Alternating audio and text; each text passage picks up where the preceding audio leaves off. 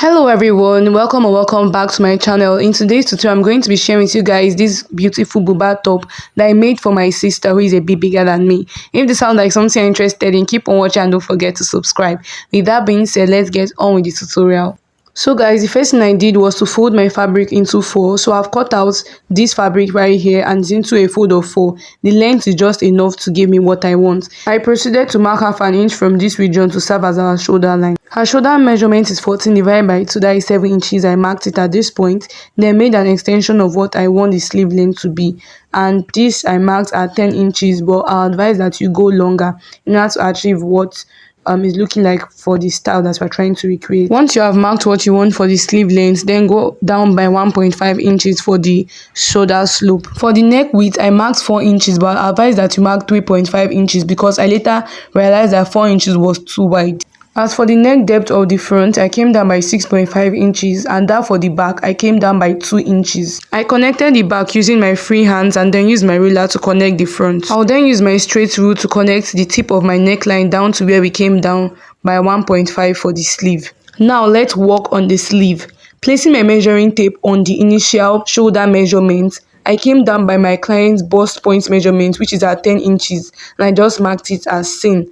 Then I took what I have at the sleeve length region, I just retook it right there, and then I came in by 1.5 inches. This is to allow it to relax on the body.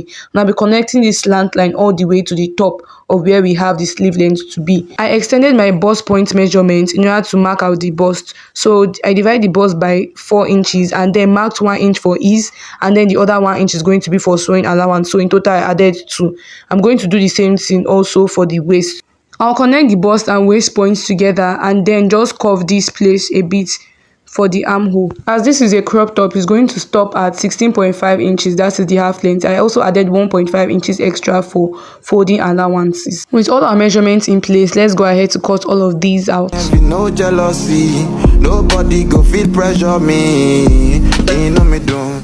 You will notice that I cut only the back neckline first and I gave it half an inch and also half an inch towards the shoulder. I'll open this up and then cut out the front neckline, also giving half an inch stitching allowance. So guys, if you'll be using lining to turn yours, you can go ahead to cut out your lining, but I'm going to be using the fabric in a form of facing. So I'll just go ahead to prep my facing and then show you guys what I have. So guys, here are my facings cut out and they are 3 inches in length and they are exactly the same thing as what I have for the neckline of the main piece. Now I'm going to head to iron ST and also to weave around the edges just like you can see. Now I'll be placing them right sides facing each other of the fabric, joining them together. You can go ahead to pin them and then stitch it down with half an inch all through. At this point guys, you can tell that I've joined, notched and also ironed it very well. I'll be placing them right sides facing each other and then sewing the shoulders just like this.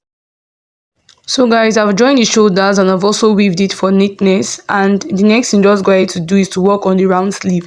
Can go ahead to fold yours, but for me I'll be adding 2 inches wide band because this sleeve was short. So guys, this is what the sleeves are looking like right now. I've weaved and also ironed it very well.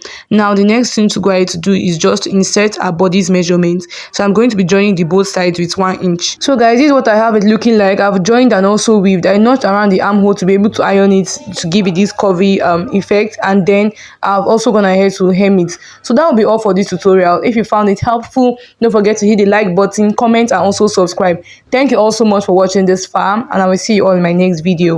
Bye.